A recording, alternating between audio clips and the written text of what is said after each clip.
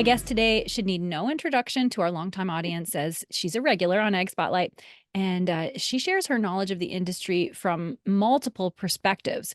And then for those who are new or newer listeners just joining us, our guest is immediate past president of American Agri-Women, whose presidential term has just ended. And she's also a South Central Illinois farmer, along with her family, who raise Black Angus cattle, corn, wheat, and soybeans. She is dedicated to developing rural economies through incentivizing investments in telecommunications, innovative workforce developments, and enabling entrepreneurship, and one of my favorites, leadership development.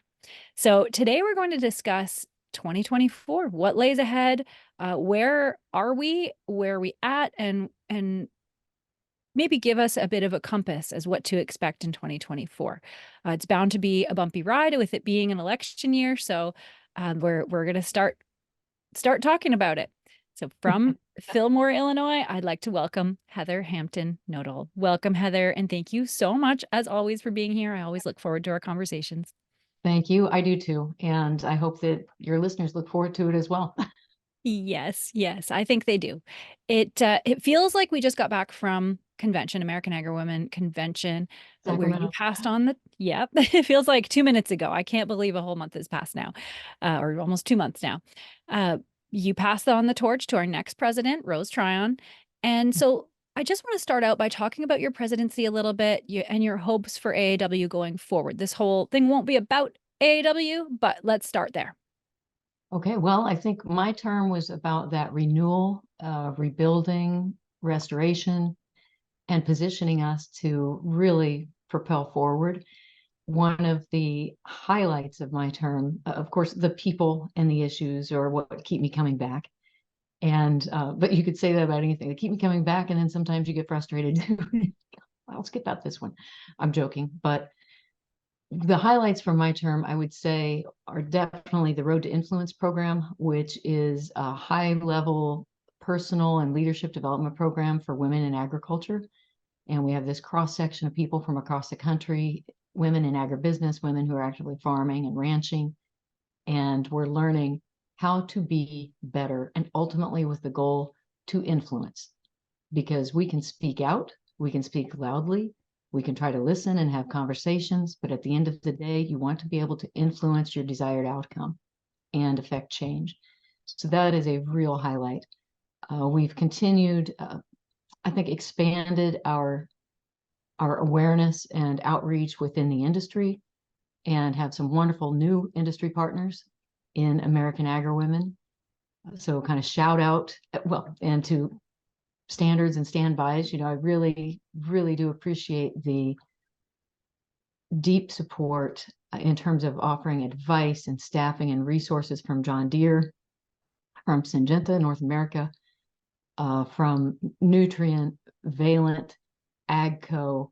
We continue to have really good relationships, Farm Journal Foundation, Rural Ag Council of America, and Western Sky Strategies, American Petroleum Institute. I mean, it just goes on and on. And yeah, it's that kind of support. This isn't meant to be an advertisement, but it's the idea that we have across the industry growing and building support to say, we all need to be speaking out. And hopefully that's what our conversation is going to convince people today is there's some things they can speak out on, and they're the best person to do it. Yeah, I agree. And to go back to Road to Influence, I am one of the cohort members of this very first cohort, one of the students. And the coolest thing to me so far, we've been in it for 6 months now, I guess. Since August. Yeah, that's right. So Mm-hmm. almost 6 months. And it's the coolest thing to me is that there's this gathering of women from, like you said, so many different backgrounds from all across the US, and not even just from ag, but also from timber. And we all have this heart to serve. All of us we're really warriors ready to take on the world. And before Road to Influence, we had no direction. There was nowhere to aim our arrows. But what I'm finding as we go through this program is that we're kind of aligning in step, figuring out, especially the first few months was really figuring out where our strengths lie. And how can we complement each other with our strengths and overcome each other's weaknesses? And I think that was really important to start with. And Mhm. then now we're trying to figure out how can we move forward as a team? And teams aren't easy, No. right? No team I've ever been on, whether it's my own family or in business or with a client I'm working with, teams are not easy. So how do we overlook those things that we see as weakness in other people, or irritants in other people? How do we overcome that and really just uplift each other? So that's the thing that I'm taking from it. I think that was your intention. I'm not sure if you Absolutely. realized how real it was going to be. I don't know. So I want your opinion on, when you see us gathered, what is your heart saying? Like, you must be so happy, but also nervous about where we're going, right?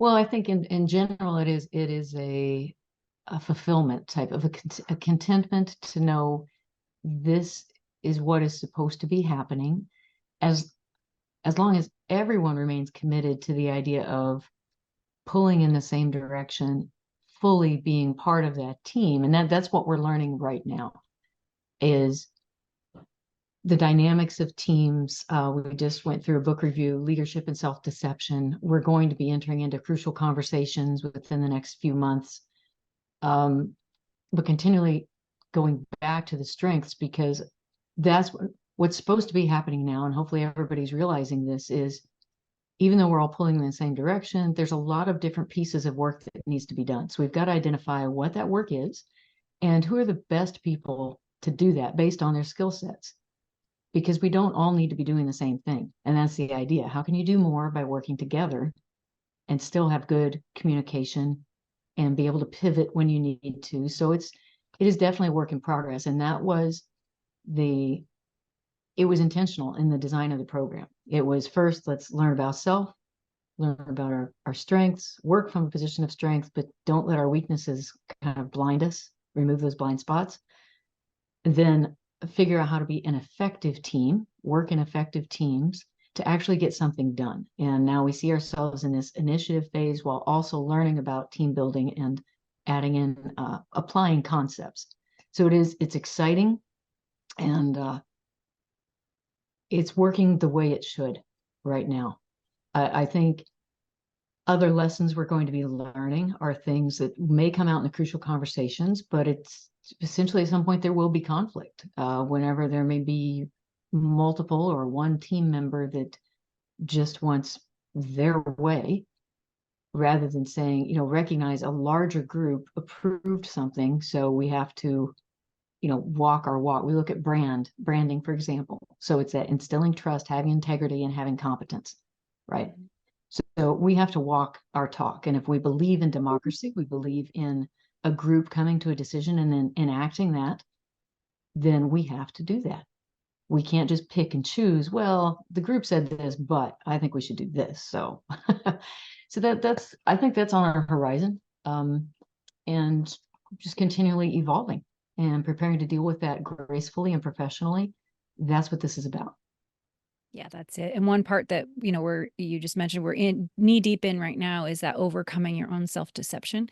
And it really, I think all of us, especially as women, we really need to get out of our own way. And I know you and I have talked about this a lot.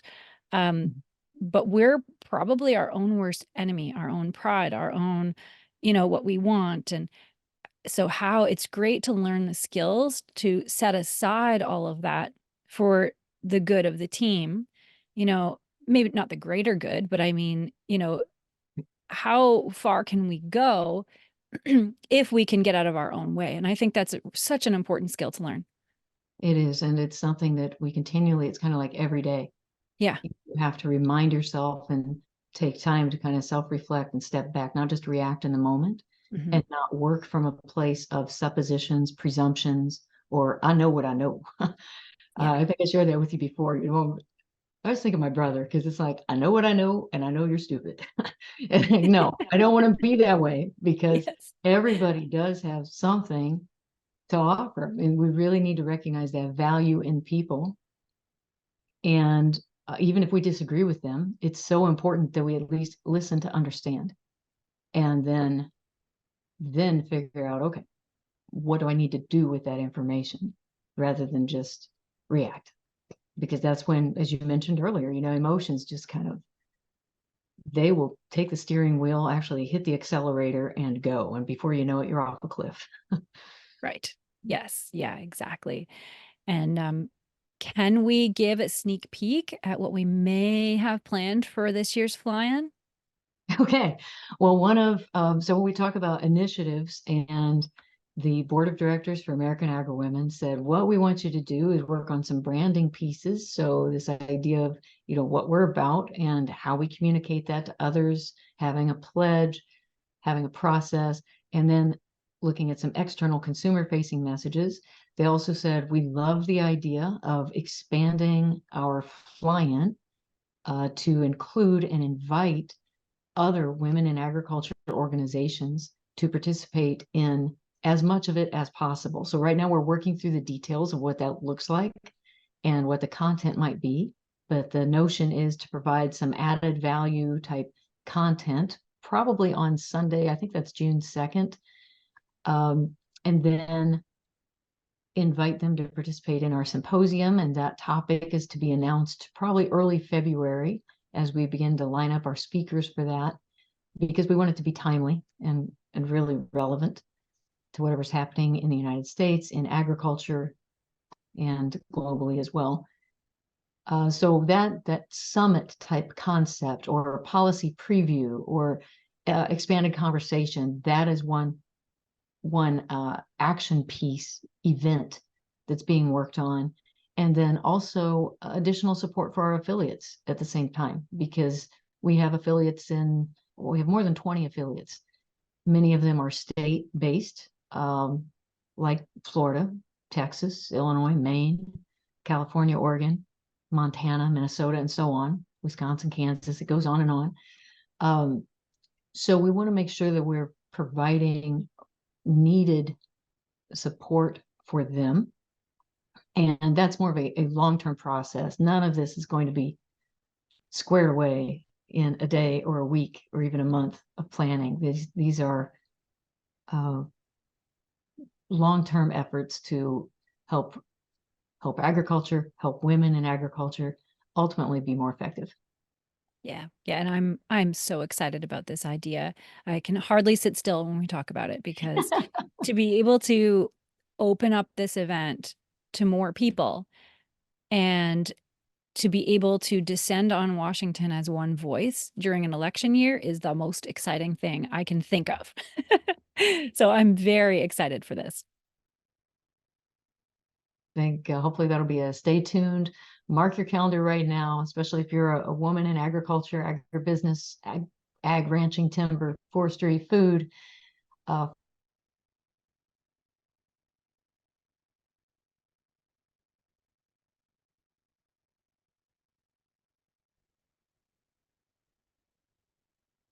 Oh, you are breaking up a little bit. Can you start that sentence again? You froze for a bit. sure. Yep, sorry about that. So yes, right now, if you are a woman in agriculture, business, ranching, food, agribusiness, we would love for you to mark your calendar June 2nd through the 5th, I think so. 2024. Plan on being in Washington, D.C. Awesome. So now let's switch gears a little bit. You've been immersed in American Agri-Women for 2 years. Every waking moment, pretty much, plus your own farm, plus all the other boards you serve on, plus your family. Mhm. So now that you're past president, you still have your duties with American Agri-Women. You're still going to see the Road to Influence through. But what's next for you? I'm still praying on that, really. I definitely have a lot of creative projects that I would like to pursue. So there are some writing and illustration things that I've started, and I've told myself 2024, I want to get something has to get finished by the end of 2024, like published and out there. I have several other artistic and creative pursuits that I want to accomplish, whether it's an actual multimedia installation. If I go that far, I don't know. I've got a lot of material that I've been accumulating. So those are things that are personally important to me. But I remain active. I'm waiting to learn. I think the Federal Communication Commission is in the process of vetting to determine if I'll be a third term on the Precision Agriculture Task Force. And with our farm, clearly we have so much going on, like every farm and ranch in the country. And we have 3 sons who have indicated they definitely want to farm. 2 of them are in college right now, 1 in high school. And so there's a lot of planning and work underway just related to that and running a small business. And then I have other boards and commissions, but I'm trying to give myself some space right now. I've also booked out some speaking engagements on leadership, on rural development and economic development and planning. And so that's definitely an area that I love and enjoy. But like I said, I'm trying to give myself a little bit of space to be more intentional about the what's next, and then structure my time in a way that's going to be the most meaningful. Now, what's on your heart these days? What are you focused on as we start this new year? Of course, it's an important year, 2024, for policy, but there's also so many other things going on. Sometimes I think we can get so overwhelmed. But what are some things that you would like people to know as we start this year, or start thinking about? Okay. Well, I think when you and I first visited about this particular session and kind of an outlook for 2024, I put on my policy cap and was thinking in terms of what we can expect. You know, in the United States, it's an election year, a presidential election year. So what you can expect is a lot of partisanship, a lot of blame game, and from everybody, from both sides, blaming and campaigning and complaining. So we can expect that. And as a result, very little to get done in Congress, except maybe a few key pieces of legislation. I'm still optimistic we'll have a farm bill and potentially something like a transportation bill, because those are examples where members of Congress can go back and show a tangible result.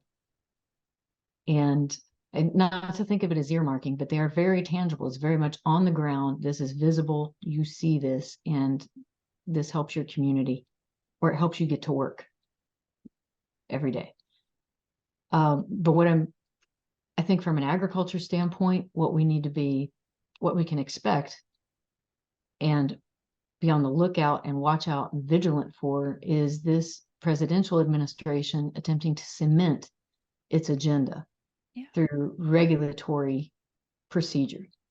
So whether that's executive orders, regulations, proposals, even sometimes it's always a slippery slope approach. So you're going to throw something out that's way up here, and a lot of people look at that and say, there's no way that's ever going to happen. That's not realistic, whatever. They know that.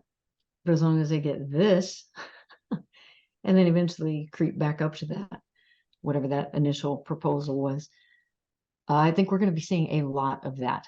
And so I've got kind of a watch out list summarized too. There are things we need. And so hopefully our conversation can take us there. But all this, it comes from a standpoint of we need to understand our context and know where we're starting out. So I thought maybe I'd throw some numbers at you, Chrissy, and see if you could respond, if you could guess what some of these numbers meant. Yes, let's do it. You ready? Okay. Yep. Right. So if I throw out a number of, I'm going to double check my number so I don't misquote it. Okay. 331.9. What would you guess that referred to? Well, my last interview yesterday was with the CEO of Fresno County Farm Bureau, and that's almost as many crops as produced in California. So that's the only thing that I'm thinking of right now. Okay. that number. Well, maybe in Fresno County. Yeah, in Fresno County. I think California now claims more than 400. And I don't know if they're calling every variety of wine grape or how that works. That's okay. That's a lot. Yeah. They are important. We want them producing. Yeah. Okay. So I'm way off, but that was the last thing in my head. So yeah, no. Well, and then 331, that's close to Oregon's number too. I mean, they're just these super states, in terms of range of production. All right, 331.9 million people in the United States of America. Okay. So that's roughly our population. So I'm going to throw another number at you. All right. And this one is 2.003. I What don't could that know. represent? What could Okay. that be? 2 votes per household? Okay. Well, that's nice. That's a nice estimate too. Um, I I love the way your brain thinks because I'd probably be in the same, like, yeah, I think that's about right. It represents percent of the population who are active farmers. Yes. Okay. So 2% feeding not only those 331.9 million people, but we are able to feed people around the world. I think the quote right now is, I think one farmer in the United States can feed 165 people. Wow. That's amazing. That's really amazing. So in terms of context, it's really important to think that's not about farmers just patting themselves on the back and say, hey, good for me. It is say, yay, good for you. However, let's recognize that is because we have such a great supply chain. So anybody in agribusiness, hey, good for you. Pat on the back. You made that happen. I did that. Yes, you did. And it's significant because our regulatory frameworks and our technology, and quite frankly, the amount of wealth we are able to generate through production, through free enterprise, allows us to be that productive. Right. Okay, so let's keep that in context. Okay, Yeah. got a few more numbers if we got a minute or so. Yeah. So, all right, this number is 8.045 billion. Actually, I'm sorry, I just said 2% farmers. I apologize. The actual percentage of farmers in the United States is 0.6 Oh, wow. I population. always say 2%, so that's good to Yeah, know. no, I think if you look at like how this actually works out, it's like 2 million farmers. I apologize. So let's even that even puts it in a greater perspective. So Yeah. 0.6% is feeding everybody else Right. plus some. Yeah. Um, Now this number 8.045 Mm-hmm. changing every minute. What would you guess? Something to do with poverty line? No? Well, in a roundabout way, that is our global population Mm-hmm. estimate in 2023. So Wow. 8 Oh, billion. billion, not percent. Okay. Billion, right. So this is Yeah. 8 billion people in Yeah. 2023. So if we look at the percent of farmers globally, well, in the US, I guess US farmers compared to global population were like 0.0265, Wow. trail off. Wow. And yet we have such a critical role working alongside the entire supply chain to keep so many people fed, or at least energized. Right. Can people be fed better? Yes, they can. Can they be fed more nutritiously? Yes, they can. Nobody's arguing with that. But just, your basic need is calories. And then we can start building on from there in terms of nutrient dense. But I wanted to share that because I think that, and then I've got some other numbers that we might walk through Mm-hmm. Yeah. when we look at like the US government. Can I share a slide with you? Yeah, sure. Okay. All right. I am going to pull this up. Let me see. Share screen. Okay. So hopefully you can see a screen right now that Mm-hmm. has 3 thought bubbles and kind of some sloppily drawn lines. I was trying to freehand some lines here. I like So, it. okay. All right. So what this represents, I'm not going to make you guess this one. This represents the United States budget, annual budget as a country. Okay. And so do you have any guess what this small slice of the pie is right here? Uh, Farm bill, farm related, agriculture related spend? Or is it No, much good, smaller than that? good guess. But in trillions of dollars, this is $0.5 Mhm. trillion, and that is just the amount we pay in interest on our debt. Oh, oh, that's horrifying. Okay. Mhm. So again, this is about perspective here and Yeah. context. Now this piece of the pie, what would you guess? this could be if we just look at the budget in a whole sense. So we're not just looking Mhm. at one title or one bill. Right. I first thing in my head is government-based jobs, what that costs. That's an interesting go-to on that. I just put it in red because that's the first ink I had available. I hope that's okay. Mhm. This is $1.7 trillion, and this represents discretionary spending. Okay. Oh, So what that means is the rest of this pie, $4.1 trillion, is mandatory spending. What this represents is Medicare and Social Security right here. mhm. Okay. So now if this is discretionary, 1.7 trillion, I'm going to scroll down here. This pie represents that $1.7 trillion. Okay. Okay. What do you think this blue half is? Social programs? Defense. Oh, wow. Oh, I guess, yeah. Yeah. Yeah. Department of Defense. Wow. It includes veterans programs. So Yeah. I would never, ever take anything away from that. I'm just trying to illustrate to people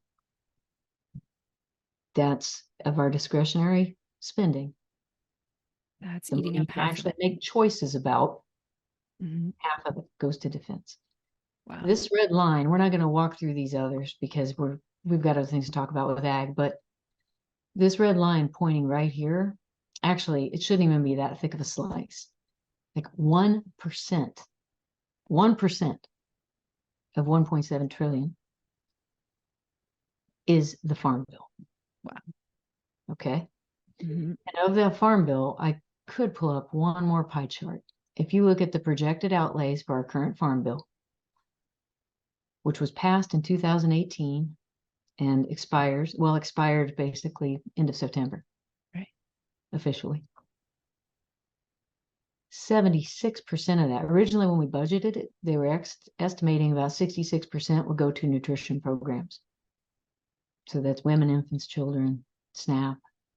And then with COVID, a lot of those expenditures went up as they expanded the free school lunches Right. and retained that for quite a while. That was a large influx, or I should say drawdown. But if you look at the farm bill, that 1% of discretionary spending, currently we're on track, on pace for 76% of that just to go to food programs. Right. About 9% to crop insurance, which, side note, we pay for. Farmers pay for that. So yes, this is Yeah. a subsidy, but it's a lot cheaper than having to do disaster bills every time there's some Right. drought, hurricane, all these extreme weather events every time. Commodity programs. So I think sugar, peanuts, cotton has been there in the past. Tobacco has been there in the past. Conservation programs, Natural Resources Conservation Service. And then this 1% is other. So that's ag research at our universities. That's rural development.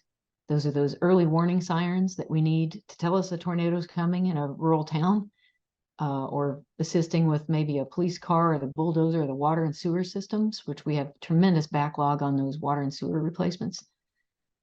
In particular, water treatment and distribution, I should say.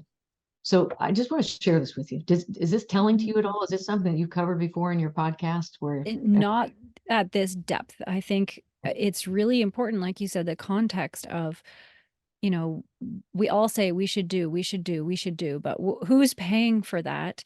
And I know that the argument has gone back and forth a lot about Farm Bill as to whether to take SNAP out of it. But then there's a good argument on the other side that says, well, if SNAP's not in it, it won't get any attention. So where do you stand on that? well, I am absolutely in we have to have food in a Mhm. farm bill. We have to. Yeah. It's not, I mean, one, because what we're about is food, clothing people, and providing renewable energy, Right. fuel primarily. I'm not talking about, hopefully, we're going to get into more detail here on some policy stuff, Mhm. but So to decouple that is short-sighted, Mhm. and I think would put the rest of it would just absolutely completely minimize any sort of voice Mhm. that we would have on ag policy. So to me, it's like a non-starter. Yeah. Just stop, you know. Yeah. Yeah. Um, because we have to, and quite frankly, a lot of rural communities have much more in common with inner city urban areas Hmm. than what they realize Yeah. in terms of poverty, addiction, mental health, education rates. That's We a good we point. need to be making friends, and Yeah. we need to be saying we have many shared issues here. So how do we really, really, really, really do good and fix things Right. with the existing resources? Yeah. That's what I think. Yeah. Um, Having worked with rural economic development and looked at a lot of numbers over time and trends and uh, data, you might say, Yeah. and living in it. Right. So, so I guess in terms of context, though, if we think of it just at a farm level and in Mhm. agribusiness, the other piece of our context, we've got this larger policy piece, and there's federal spending and funding, and how does it get paid for? But bring it down to the farm gate, and profitability is top of mind, right? Yeah. For everybody, Oh, survivability. yeah. Yeah. And it has to be. Yes, well, and we're back in a period of low prices and expected low prices projected. Mhm. Um, we have pressures in our supply chain and on the cost of land itself. So just at the farm level, if we look at cost of land, yes, that means purchase price. And I've seen some articles in some of the trade publications. I'm not sure where they got their comparables for their articles because in our part of Illinois, central Illinois, we are seeing it's not the exception. We are seeing, 500 acres sell for an average of $16,000 an acre. Mhm. And that is farmland. That's Mhm. not development pressure from housing. Wow. We're 60-acre piece for 14,000. Another, and it's not like it was a bidding war. Got another several hundred acres going for 23,000. It's Wow. just, and it's really, really questionable how that cash flows over time. So there's pressure on the cost of the land itself if you're able to purchase it, and then access to capital to do that. But then there's also pressure on rent rates. So if that's cash rent or crop share in Illinois, for example, 65% of the land is absentee landowners. So then we have other pressures like federal incentives for the last several years for so-called green energy, solar and wind in particular, Mhm. have placed a lot of pressure on ultimately land prices and rent prices. Right. Because even for the option to build a large scale solar field, they're promising, prices. I've heard price. Well, no, we've been offered prices from starting at $1,000 an acre uh, up, and I've heard 2,500 an acre. Wow. So, and that's just the option. That's not even once it's built, Mhm. and that puts a lot of pressure on people whenever you're financially pinched to say, look, if I'm thinking about the long-term interest of this land, there is no way that putting a solar field on that makes sense. There's none. Yeah. You can't justify that Mhm. from the land standpoint and its productivity Right. or microclimates. And what is this going to do? You think you've got extreme weather events now? Really?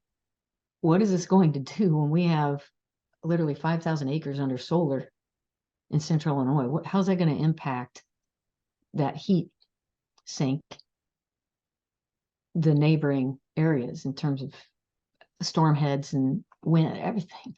Yeah. It's just so it just boggles the mind. But yet, from a financial standpoint, people are saying there's a pressure on me to either grow or get out. Mhm. Yeah. And so, if I can leverage something I own to then acquire more, there's all these factors. Yeah. Yeah. And when it comes down to it, the farmer has to think about their family, right? And that's why we have to take that into consideration when we're proposing any kind of solution. Right. And when I talk about cost of land too, it's not just in this purchase or rent arrangement, it's also in ranching as they're looking at regulatory things that are impacting their ability to get leases through the Bureau of Land Management Mhm. or other agencies. So you've got pressures and water rights. So every aspect at the production level, and that's just one example of financial pressure on one input cost. I hadn't even talked about labor, and that's like death by 1,000 cuts. Yeah. Increasing the minimum wage. Well, a nationally run fast food chain, even though they may be franchised, what's their solution? Their solution is cut back on overall operating hours. You cut back on employee hours. Sure, you can raise the minimum wage. Okay. When you're in the business of food production, you still have the same work that has to be done. We can't say, oh, everybody go home at 5 o'clock. Even though it's going to rain tonight, we're not going to worry about combining that additional 40 acres. Yeah. Right? Yeah. Um, so I think there's going to continue to be pressure on mandatory overtime Mhm. and pay in ag and ag labor. We've got states such as Illinois that have passed small business, no matter who you are, you have to offer retirement plans, matching employer matched entire retirement plans if you have 5 employees or more, whether they're family or not. Oh. Still healthcare requirements, and I say healthcare, actually health insurance, the cost of health insurance is just out of control. Mhm. And if we're required to carry it, I still, that one just still rankles me. Mhm. Let me negotiate with my providers and just carry the type of policy that we determine we need. Let us make our own decisions. Um, so we've got all these just context, right? And then the implications are consolidation, both in agribusiness and at the farm level. I touched on it's kind of that get big or get out. And you think, Yeah. well, some economists will say, well, specialize, reduce your cost. We're trying to reduce our cost as much as we can.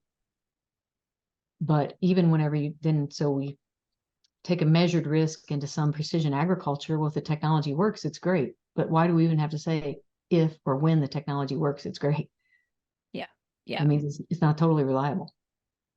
Yeah. Um, We just, before we even got on the interview, we were talking about computers. Just think about your computer that's supposed to work all the time and how frustrating it is when it doesn't work or it doesn't, right? And exactly. that we have to times that by 1,000 on a farm with all of the equipment and Yes. everything. So yeah, And so all that's its a really good add-ons. point. Yeah. Yeah. And don't tell me we're going to put it up in a cloud because I can't even maintain a cell phone call. Yeah. So how a cloud means nothing to me if I can't make it rain. Mhm. Okay. Yeah. I've got to be able to have access to what I want when I want it and be Mhm. able to do what I need to do with it. And that's bottom line reality. But I think we're going to see more consolidation context in the supply Mhm. chain. Yeah. You may see some sell-offs of different divisions in companies, but ultimately it's about consolidation. And that's another thing that just boggles my mind is our Securities and Exchange Commission is more concerned about environmental social governance requirements than they are looking at real market share Yeah. and where people have options. How many choices can we really make? Right. That's really concerning. Yeah. And it's been Yeah. going on for years. It's not just the last 4 years. It's Yeah. a long time. So that's context, but we've got a lot of issues in front of us. And I guess I'll kind of let you ask me a Yeah. question. Let's see where we land. Yeah. Well, what's the first on your list? What is that first on your list that you think is most important that we start thinking about? Okay, well, I'm going to go through the things we need. Yeah. This doesn't mean people are going to be talking about, but if we were to push in a unified voice, I'm Mhm. going to go with the 3 T's, I and S. So it's tax provisions. We've got to be preparing to extend many of the provisions from that 2017 Tax Cuts and Job Act, but there are Mhm. also some improvements that need to be made, like a DPAD, that's domestic production activity deduction.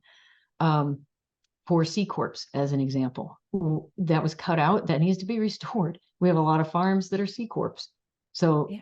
come on, and we're doing business with cooperatives, we're doing business with domestic suppliers to get credit for that.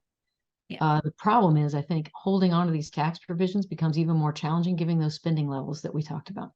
in the context piece, Right. because all of us receive some sort of, I'm going to put it in quotation marks, benefit, whether it's the low interest Farm Service Agency loan or the NRCS grant or loan for that small tractor utility vehicle we needed on the ranch, whether it's the irrigation system or a rural development business opportunity grant that just help provide child care in your community.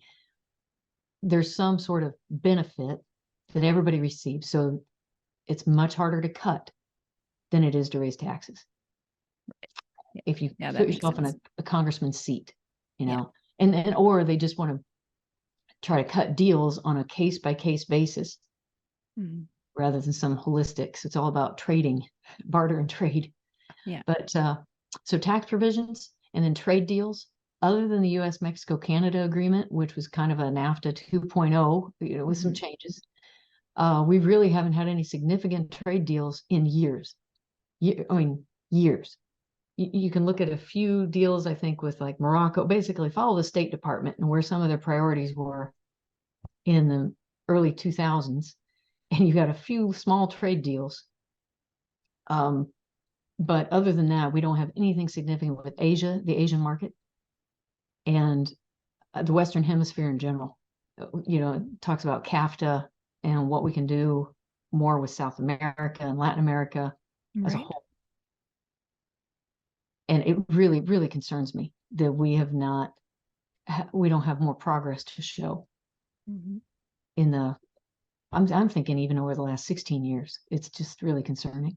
Yeah. So tax provisions, trade deals, transportation. That's one where I would think there could be some sort of bill possibly moved, but this is just me just thinking, you know, logically, and that never applies really to policy. But whenever you have the U.S. Society of Civil Engineers, who are repeatedly giving D+ ratings, C's and D's almost across the board for our bridges, our roads, our rail, our air, our ports, it's time. We really need to take this seriously. And we had this massive infrastructure act, but I don't say none of it, very little of it actually went to infrastructure. I'd like to see that number of what it's probably near 0.5% or something like that. Yes. It's been a while since I've looked at those numbers. I need to look again. So some of the telecommunication stuff could really reap some really good benefits, but that's a whole other podcast. Yeah. But on transportation, we really need to be looking at intermodal for inland ports, ports in general. There was one act passed that would help kind of West Coast and the Long Beach in particular. But that's going to take, I think, at least 9 years just to try to implement that. It's not like you pass it and it happens the next day. This is not a microwave. Yeah. So then the other two would be immigration and security. Oh, the big I word. I'd say, you know this better than I do, but it seems that, you know, really investing, not just in a monetary sense, but investing in the people who are on the front lines, helping them, however we can make it more efficient for those legitimate immigration requests to expedite, review, and make a decision on these legitimate people who are trying to do it right and follow the process. So let's do right by them and do it well, do it efficiently, get her done. Yeah, that's it. And to interject there, and this is, as you know very well, this is one of my buttons, right? Is that we're 2 years into the immigration process. And when we were at Fly-In last year and we had Homeland Security speak to us, and I couldn't even stop myself but saying, why is this system so absurd? Why is it so absurd? Why can't we change these silly things? Like, the one that drives me crazy the most is that we have to have our feet on American soil before we start the process. Just change that one rule, right? Like, this is why we all have to get here first, right? Because if you do it from outside of the US, it takes 10 years. So you have to get your feet on American soil first. Change that one rule. And when I said that to her, her answer made sense. And it wasn't the answer I wanted, but it was, we are in a crisis mode and we have been for however many years. So if we can't pay attention to the small little details, because it doesn't make sense to do that when we have a crisis. So it's just a circle, a cycle of crisis, and nothing actually ever gets fixed. So that's one that just makes me irate. Yes. But yes. And it seems so common sense, Yeah. but that's the value of having events like the fly-in where we're actually talking to program managers Yeah. and supervisor, people who have lived it and walked it. So we can learn to understand, what is it really, if we were to change this verbiage, Mhm. what does that mean? Yeah. How does that impact the agency and how you need to allocate resources? So not just from the standpoint of an attorney, Yes. but feet on the ground. What does it mean? Right. Yeah. So, but there's so much opportunity just in that example right there, where Mhm. we have legitimate people. I've heard for years we've got this shortage of engineers Yeah. across the board. Pick your field, whether it's civil, electrical, chemical, whatever. If there's a way to vet them, and yet friends of mine had immigrated, and this is more than 20 years ago. He's an electrical engineer, but he's working as a janitor because they wouldn't allow him. They were still doing visa processing and this kind of thing. Okay, so couldn't even try to test to see if there was a functional equivalency Yeah. or any other field related. But and yet I understand some of that. You want to protect and offer to US citizens first. I understand that where you have qualified people, but where we have industries where there are known shortages, then we need to be thoughtful and expeditious, but Yeah. also thoroughly vetted. It would be responsible about finding ways to fill that Mm. and creating pipelines from trusted sources to fill that. So I'm just talking out loud, but this is an issue. It's not easy. Yeah. And then border security goes hand in hand with this. What Mhm. we're seeing, I say if there is any news coverage, typically it seems to be focused on our southern border Mhm. because of the millions of people who've been crossing there. I've had friends who I've known for easily 15 years. They were finding people on their farms, in their barns, many of them with guns, hiding out. Now, some people are wanting a better life, but whenever they were finding campsites, I know one farmer in particular, she'd found a campsite, one with Arabic literature, and this is like 15 years ago, Wow. all around it. Okay. Another one was all Chinese literature in Mhm. terms of like pamphlets, papers, whatever stuff just left Yeah. behind.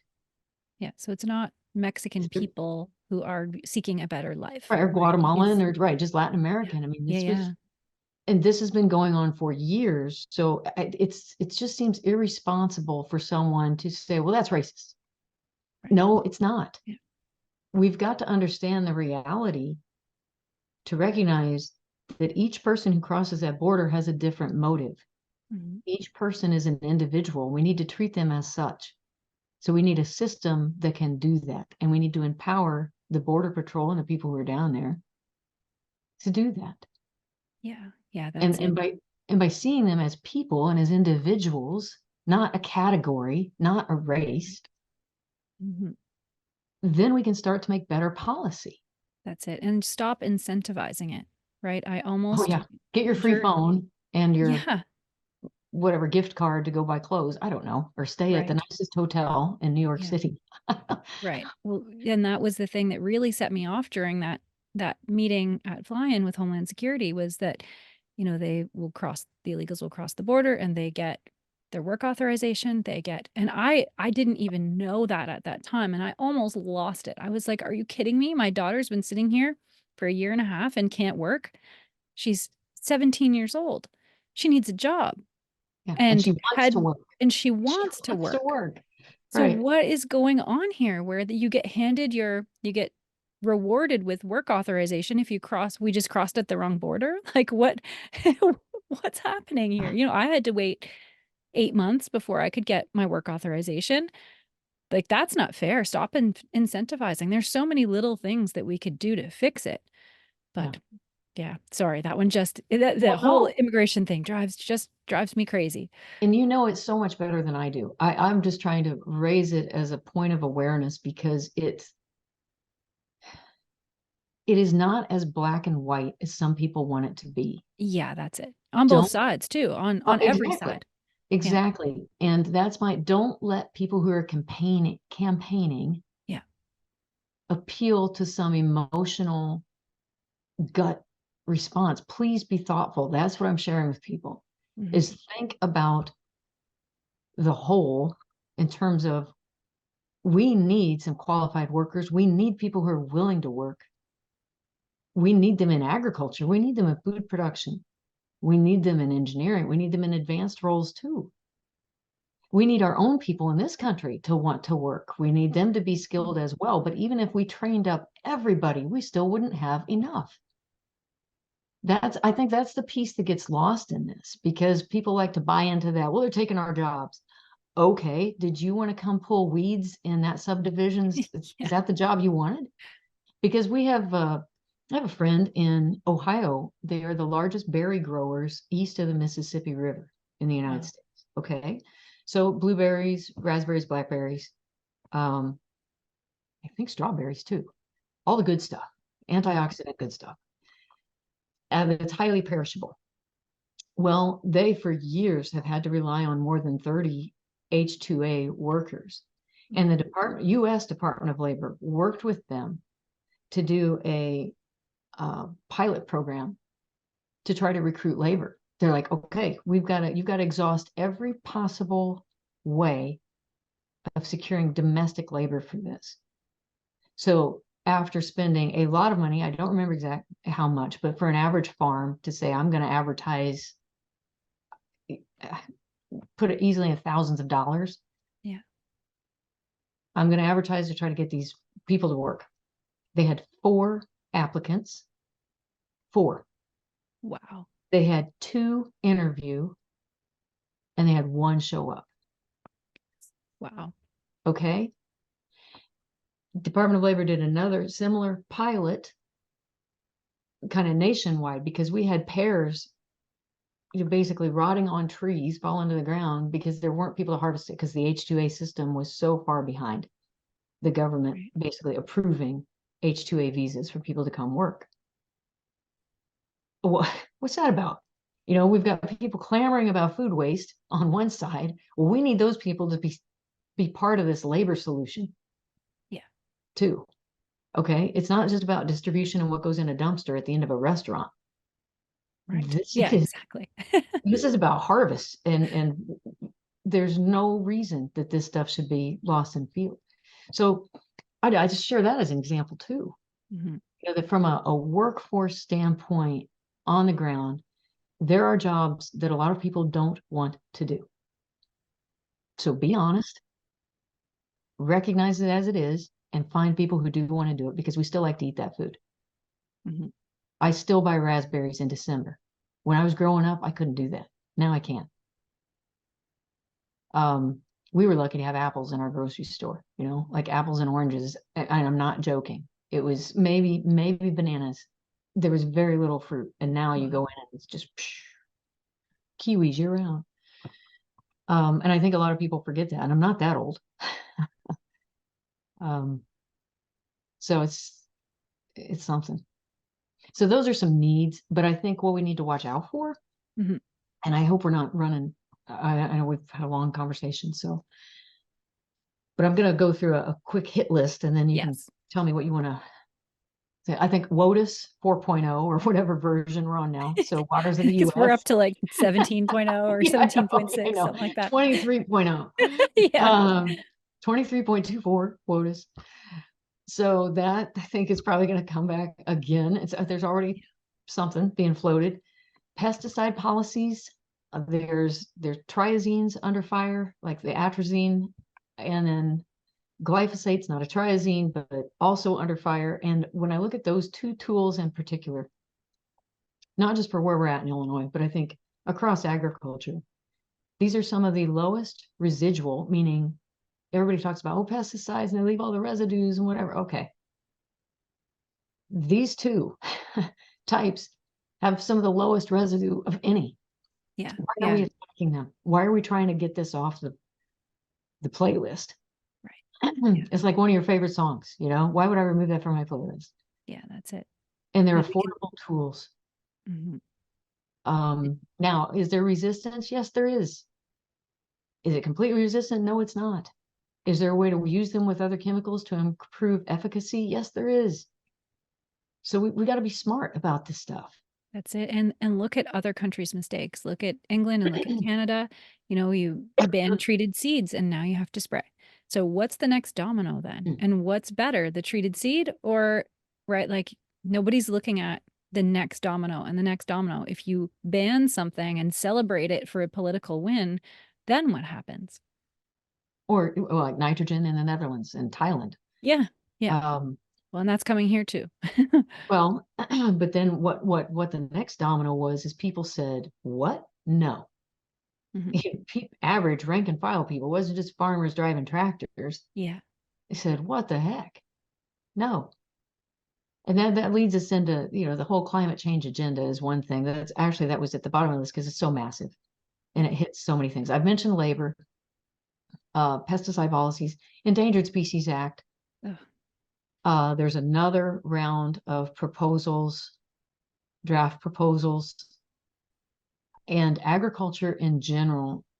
I think there's more awareness now than there was. I know there is within, again, rank and file ag groups than there was 10 years ago. But learning some of the specific handles or levers within the Endangered Species Act, like critical habitat designation, community planning processes and informational processes. I mean, learning those things to be able to comment and say, this doesn't make sense.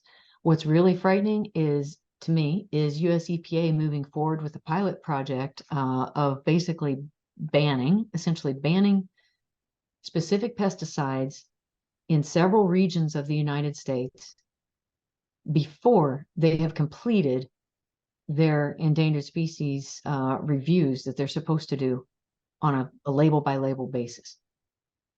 That's It's just ridiculous. wrong. Yeah. It's wrong. It's overstep. And that's one where I think we just need to be clamoring that across agriculture to say, stop doing that. Congress did not tell you to do that. You've overstepped your bounds. You're supposed to first complete the science on this. And if you need to contract with California's Bureau of Pesticides because they've got such a great science shop, figure it out. This is me. I'm pretty raw right now. I don't have to speak as a president of some organization. I am a farmer from Central Illinois. And who's been in meetings with the Office of Pesticide Programs repeatedly since the mid-90s, who's been in meetings with members of Congress and our state officials for decades. And this stuff matters. And we can all have a voice in that. Yeah. We need to. But the climate change agenda, as I mentioned, is probably the biggest. It's the beast for I don't know how many heads, because it appears in. I think bottom line, the concern is it's ultimately a massive transfer of wealth. And finding in political science, they use the term rent seeking. So like corporate rent seeking, right? Looking for ways for government programs to pay for corporate objectives, like private sector objectives. And whether it's the climate smart commodities grants going to corporations to help them meet their environmental sustainability goals and agenda, that it's concerning to me because it's as if collectively we have not asked the question, at what cost and who writes the check. Excellent point. And when we set goals like, well, 43% emission reduction by, in 10 years, we,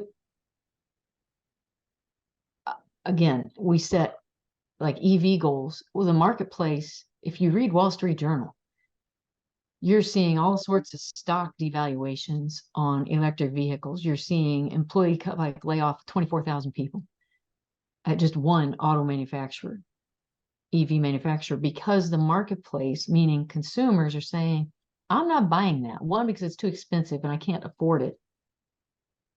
Two, because I need to be able to get to work, at a decent speed, at a decent time. I don't have the charging stations available or whatever it is, right? Our grid can't support it. And we're telling people to shut off their air conditioning in the middle of summer, but you're supposed to drive an electric car that charges. It's just so upside down. And it's concerning because this agenda is just ubiquitous. And the fact that just because you hear it every day on MSNBC for 20 years doesn't make it so. Right. Yeah. Repetition doesn't equal truth. Right, exactly. It doesn't. And I was reading actually some testimony from a Princeton professor, and this was like from 2009, but the testimony is still true. The facts are still accurate. Even the link between carbon dioxide, let's stop and remind ourselves that's plant food. Okay? Yeah. Carbon dioxide is plant food. Right. I worked in the greenhouse industry. Guess what we do? Have machines that make carbon dioxide to put in the greenhouse so the plants have something to eat, because there's not enough carbon dioxide when you have a greenhouse full of oxygen making plants, right? Like it's.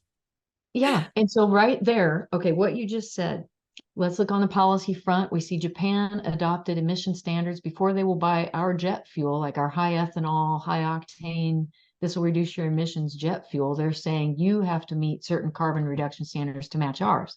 Okay, carbon dioxide reduction standards. So industry responds with, and the federal government, FERC or whoever, says, let's build a carbon dioxide pipeline to pressurize the stuff and then store it underground. When I'm sitting here thinking, why are we not why aren't we looking at opportunities of put that money into putting these greenhouses? You want to do more vertical agriculture? Place it right next to an ethanol plant. Right. Pump that carbon What a dioxide great solution. right into that. And Yeah. let's grow more than just tomatoes and green peppers. Let's really get a nice salad bowl going there. I mean, why are we not being more creative with how we can do that? And oh, by the way, what you'll be doing at the same time is addressing some of these food distribution issues that some people have heartburn with. That you have to cover so many miles just to transport fresh foods. You could cut that in half if you would locate these. So now in some industries, I know a major one, a pioneer in ethanol production, had a greenhouse. It was more of a science project to them because they did a greenhouse with kind of a closed loop system, tilapia fish and hydroponic, and they had their ethanol plant. Now, I don't know if they were pumping in the CO2. I apologize. I don't remember that from when this was up and going. Well, they mothballed it because it wasn't a major profit center for them. But they had this beautiful buttercrisp lettuce and whatever, a couple other packaged things that they grew, pretty high value stuff. So is that something you're going to see at your local food bank? Probably not. Right. But in today's situation, you might be able to look at those numbers and make that work again. Yeah. If You can tour this actually in Orlando at Epcot. They have a full working. It's true. And they use the lettuce. Yeah. Disney. Like it's my favorite ride. I'm a geek, a plant geek, cool. but yeah, I'd forgotten that. I like Epcot too. Okay, cool. High five. Yeah. Yeah. You and I, we just need a vacation together because it's I know. Yeah. let's go. Let's go learn something. Okay. Yes. But no, this is a major, Fortune 50 ag company. Yeah. That, well, globally, I mean, Fortune 100 type of company that had this, but because it didn't match their revenue streams, to them it was more of a sideline. But maybe now there's another company that said, you know what, we'll take your CO2. Yeah. let's make it happen. So I guess it's just this, surely we can find better solutions than cutting across private property and prime farmland and putting it underground and saying, well, I hope that stays there, Yeah. you know? So silly. But I was reading his testimony and he had this comment going back to that, Mhm. repetition is not truth. That's so key because the Orwellian pronouncement, I'm quoting this professor from Princeton and Orwell, but if thought corrupts language, language can also corrupt thought. Right. And what Yes. that is brainwashing, essentially. Yes. And actually I wrote down this note this morning. It's so funny that you say that because I think one of our biggest challenges, obstacles, something that's so dangerous right now is this semantics, where I think people need to start paying attention to the words, right? And I know everybody goes crazy over the man woman thing, which obviously is ridiculous, that whole argument, but it's not just there. It is exactly what you just said. We have to think of shareholder has been our traditional word, is being replaced with stakeholder. A Mm. stakeholder is not a shareholder. A stakeholder is somebody who has an opinion and who has power over that.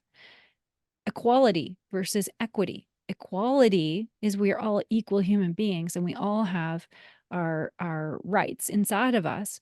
Equity, it does not mean that, but they're changing these words, exactly what you just said.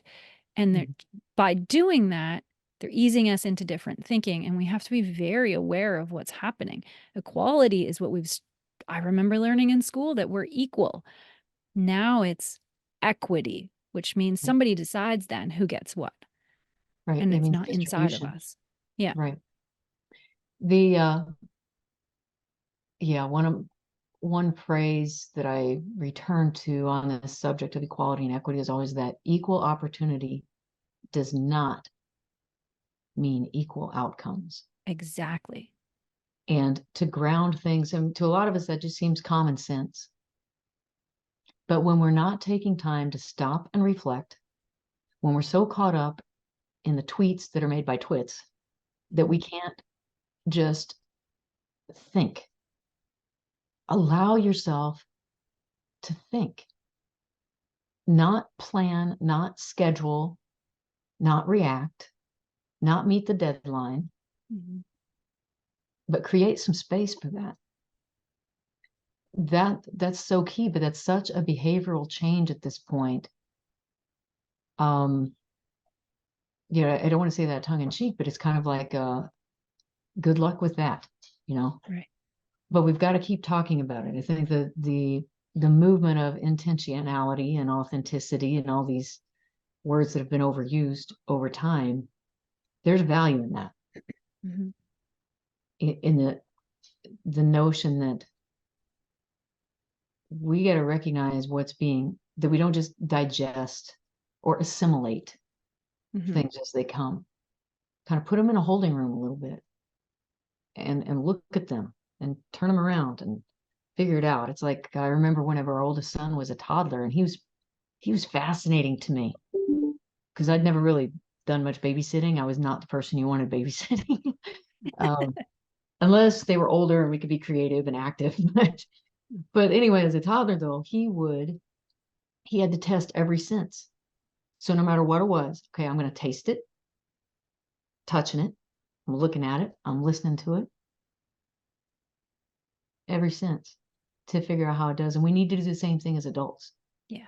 Yes. That is that Yeah. I should write that down as the mantra for 2024. It's just Ta- like take time to be a Experience it like a toddler. toddler. Yes.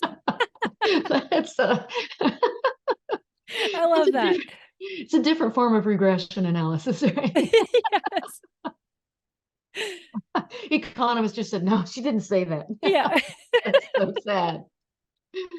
Uh, but Yeah. yeah, so I guess those are some things on my mind as I Yeah. look at 2024. And Mhm. the good news is we are in a political system in the United States of America where everybody who's listening to this can have a voice. Mhm. You can, it may take a little bit of work or being part of an association, whether it's Agri-Women or Farm Bureau, Farmers Union, whoever. whatever your association is, they can often provide those links to be like, and here's where you can comment. Yeah. Otherwise, you can look, this is the beauty of the internet. You can look up the Federal Register on your own and search and find a way you can enter your own comments and at least be, I did that. But make sure you copy and paste them and then put them in a letter, an email to your congressman, which is going to go most likely to an intern who just sits there and says, thank you for your comment. But make sure you keep a hard copy and then you make a point of meeting your representative somewhere, sometime. Mm-hmm. You keep that in your pocket, literally. Yeah. Something you can bring to fly in. Yeah. Bring to fly in June. Mm-hmm. And make your own fly-in, but make it happen. Make your voice heard. Don't Yeah. assume somebody else is going to speak for you because each one of us has such unique experiences and points of view and priorities, and you only have so much time. Yeah. Yeah. You only have much time to learn about it. And I think that's what becomes overwhelming, doesn't it? Because even as a small business person, I just look at just small business agenda outside of agriculture and think, good word. I remember whenever I served on county board, I was elected to the county board. And that it was a first from the district that I came from, being elected. How I was, everything about it was kind of like, well, a first. And I didn't know I was going to run for county board, but I did. And then I was appointed chairman of the Economic Development Committee. But I remember one of the proposals coming from the health department was looking at introducing a rating system like A, B, and C for local restaurants.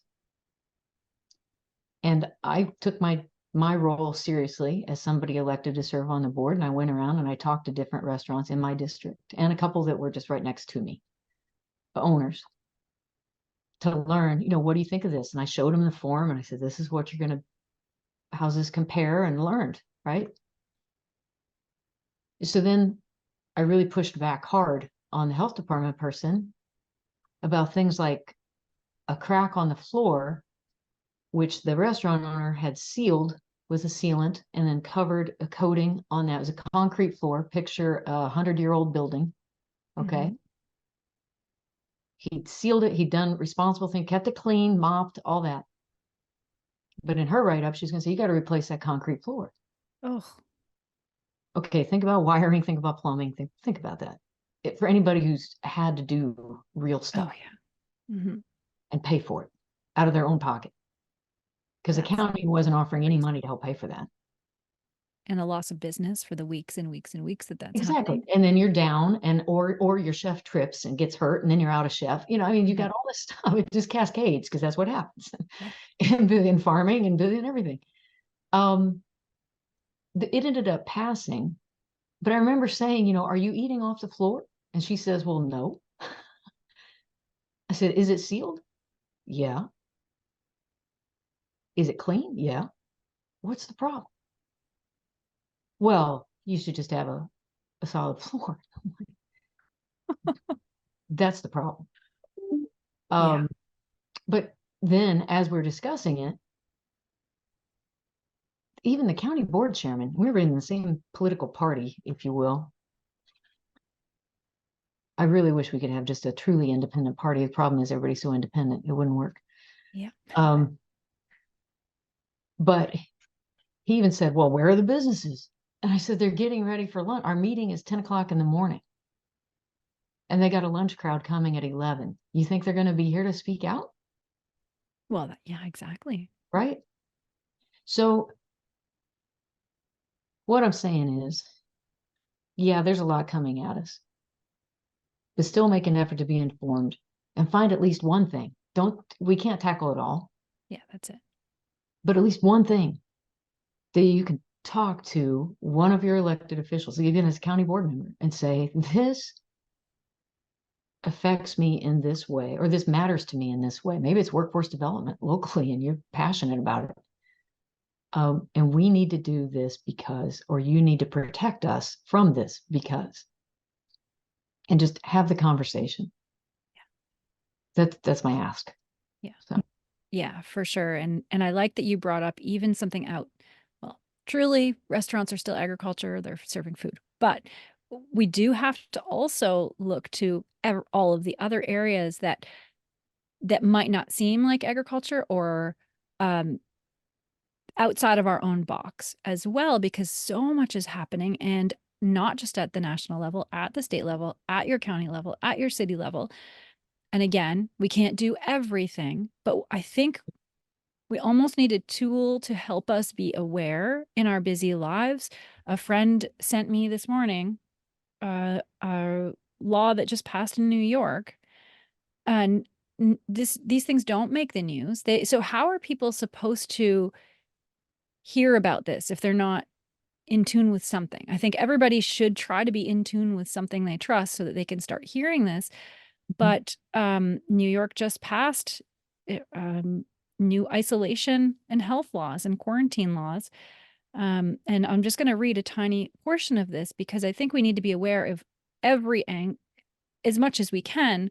But in this quarantine law, it says quarantine shall mean the physical separation and confinement of an individual or groups of individuals who are reasonably determined by the state commissioner of health or local health authority to have been exposed to a highly contagious communicable disease, but who do not show signs or symptoms of such a disease for such time as will prevent transmission of the disease in the clinical judgment of the state commissioner. And then it defines congregate quarantine shall mean quarantine at a location operated or contracted by the state or local health authority, consistent with this part in any direction of the state commissioner of health that may issue where multiple persons are quarantined. Wow. That's terrifying. And coming from Canada, where this was actually happening a couple of years ago, why was this just passed now? So we have to be aware on all fronts, not just agriculture. I think we really have to be, whether you move yourself away from these places like I did, or you say, let's get together and let's make our voices heard. This has to happen. These things are happening through the night. There, you've asked a lot of questions there. Yeah, sorry. And I don't know that I don't have the answers, Mhm. in totality. I'm trying to think of someone who might. I don't know somebody who could answer that. First, just what you just read, I'm trying to, again, put that in this, observe it, move it around, work it, figure it Yeah. out, to be able to ask questions. And I was lucky enough to have it in private and be able to read the whole bill myself to see what am I missing here, because this isn't and I just threw this on you. So Right, right. Well, on the one hand, just that ability to, it doesn't even really show with cause. You're saying they're not showing symptoms. yeah. They could say, for example, this flight just landed from an area where there's known foot and mouth disease in the Andes Mountains, or something. I'm just Yeah. example that really is kind of based on some reality. Say you're a rancher and you had been down there as part of a beef, whatever, exploration trip to understand, figure it out, whatever, or you're a veterinarian, you happen to be on the flight, you land at LaGuardia and or JFK, whatever, and you could be basically quarantined right there the whole flight. Yeah. I mean, if I'm hearing that correctly, Yeah. Yeah. And right? further, I mean, this is I'll totally send you the hypothetical. right. I'll include the link in the show notes, and everybody can read this for themselves, because Yeah, that's what I don't ever listen to what any video, right, Instagram, whatever. I like to go read the actual law. right. And But when you read it, that's yeah, exactly like you don't need a test. You don't need anybody to see if you actually have it. It's there's no third party verification. I didn't hear that in there. no, There's no Center for Disease Control or like Plum Island right. testing rigor analysis that says in the maximum amount of time, no maximum. Yeah. It really, that's the concerning part, right? That Yeah. there are boundaries on, or not the concerning part, but that is primarily concerning. And then flip side, as I turn it around and I'm thinking about diseases like cholera, and I'm Mhm. thinking about millions of people coming across our southern border who haven't had the vaccination regimens that we've had. And now we're seeing more news stories about smallpox, monkeypox. diseases that we really hadn't, polio, things that in the United States we hadn't seen for years. Right. And now it's popping up. Mhm. So there are like real implications in some areas where it seems, and I'm not being critical of like Border Patrol or anything like that. I'm just Mhm. saying, but there's more responsibility needed Yeah. for that, quarantine before you come in. But yet in this scenario, wow, that's a lot On to process. American citizens, right? So Right, that's the, right. I think there's 2 Well, buckets.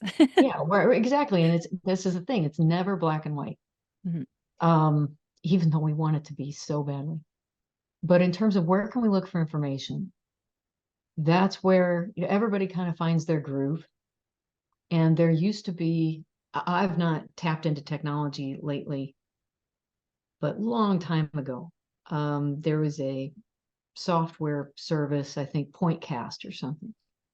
So you could kind of select by topic, select your own preferences. And I think there's a lot of this out there now. And you can do it with other news agencies, but it's got to be trusted sources, right? Yeah.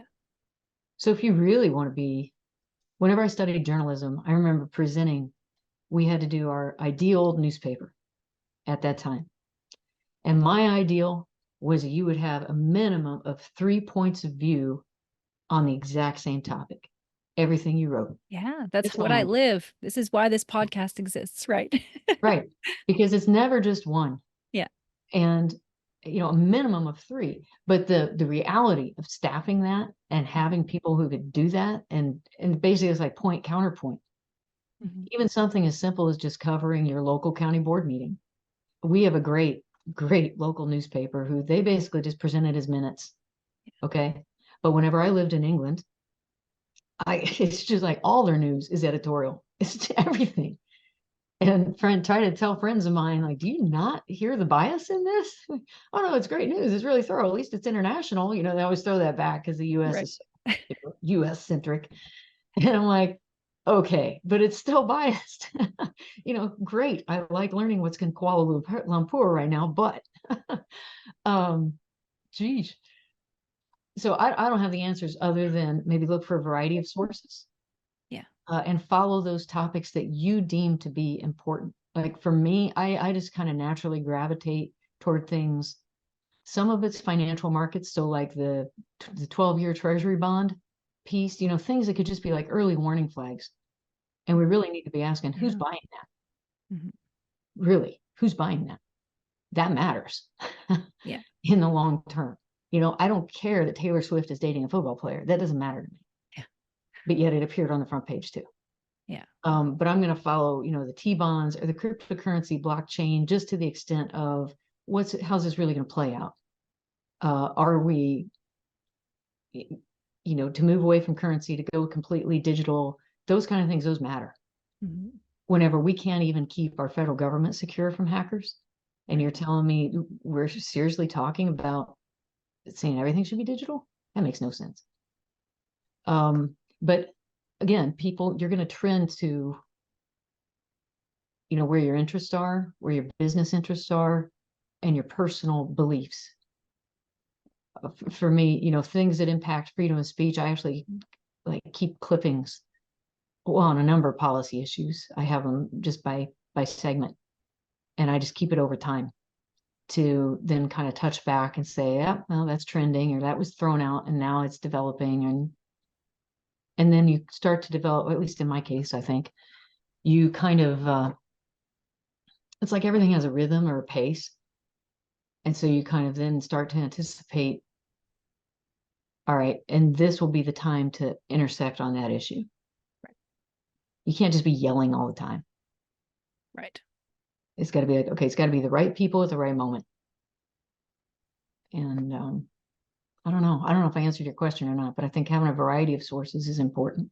Yeah. And honestly, I don't think there really is a full answer, but I think that is the best. We can't just get in a silo and stay there. I think that's kind of the theme of this whole discussion is that we have to look around. We have to stay knowledgeable. We can't just trust one source. We have to, Mm. use our voice, use our agency, right? Right. And I think it's also valuable to be parts of groups where you can receive information like that. Mhm. But what's important to me, a value that I have, is that we need to continually allow in varied points of view to continually grow your knowledge and not just become an echo chamber that only backs up bias. Yeah. I don't know if that makes sense or not, but that really is dangerous to me for Yes. anybody to do that. Ultimately, you don't make better decisions because you become more defensive, more fearful, less clear thinking, Hmm. and definitely less effective Yeah. ultimately. Yeah, I guess you've got it there, especially coming into this year. We also need to work on our filter, Mm, right? What's your filter? So for me is it something that's happening that you can see is happening? mhm, Are powers that be saying and writing down and speaking that they want it to happen? mhm, And does God say it's going to happen? If it is those three mm, things, that's my filter. And if it's only one of them, I'm going to just put it aside. But once all those three things are happening, I'm going to say, okay, that's something I need to pay attention to. So maybe we all need to start working on our filter mhm. to protect ourselves from all of the incoming, right? Yeah. No, that's a really good point. I'm not sure that I have, that's something I need to spend more time thinking about because I don't think I've thought about that in a long time in terms of like consciously thought about it. Right. I think about value sets, I think about what's important. So part of it's primacy, timeliness, impact, kind of like in journalism, Mm-hmm. what's the size of the impact or the incision, the depth of it. Um, and yeah, morally, where does this put us? Right. And yeah, your comment about what does God say it's going to happen, that leads to its own interesting discourse on prophecy and how people interpret different writings, doesn't it? So Yes. that's where you get a lot of clearly just looking at the number of religions in the world, you get a lot of dissension and differing points of view. But Mhm. yeah, that's a really good point though, is understand what your own filter is. Right. Yeah. I think we have to protect ourselves from the incoming, right? So I think Yeah. that's a good way to and Yeah. I'm sure everybody's will be a little bit different of what those trigger things like on Facebook. So many things would trigger me during the last 4 years, Yes. and I ended up just making it. I work the algorithm. I only like food, growing food, butterflies, flowers, and shells. That's all I see because I have to protect myself Yeah. from the crazy, right? Right. So, And so I'm that's only I on it. always work on that. I'm rarely on it. And when I do pop on, it's usually to try to find that community event, like, oh, was there sometimes Yes. we'll sell t-shirts to support the cause, or it'll be like, what time do we have to be at that parade or something? Right, And when I'm exactly. on, then I like the positive things like, oh, they're with their family. That's so nice, like. Yes. Then I'm off. So I don't get through it much. I'm Yeah. not a surfer. Um, but that's funny that you say that. And when you said filter, though, I was also thinking about the filter in terms of what we say, Yeah. guarding our own tongues. And by doing so, you guard your own heart because what goes out, right, it comes from inside. Yeah. So it's that taking captive our thoughts and um, making sure that we speak truth. And I would, I'd like to add to that, things that add to the world, don't detract, Yeah. don't tear down as much as possible. But so I view filters on both sides. But as I get older, I realize I laugh even louder when people are like, I don't have a filter. I'm starting to get that. I get Yeah. that. I'd like to call it confidence and experience at this point, but I don't know. Right. Oh, that's funny. So any parting words before we get on with our day? I just hope everybody has a great 2024. Healthy, happy, prosperous, humorous, and try to be helpful to other people. I think just that alone, we can change the world. And we, Mhm. we can make a lot of these things not nearly as onerous as they just sounded. Um, So that's my hope and my intention. I agree. Definitely. Well, thank you so much, Heather. I'm already looking forward to the next discussion. Great. Well, I would love to hear from, like, if you get feedback Mhm. from viewers and listeners, if they say, it'd be interesting if you talked about X. That Yeah. might be cool. Great idea. Put them in the comments. I'll read them. Okay. And thanks to everyone who's watching or listening. If you want to learn more, links are provided in the show notes to American Agri-Women. And we're also going to be, Heather will be releasing a new site for her farm coming up soon, too. So we will provide the links for that as well.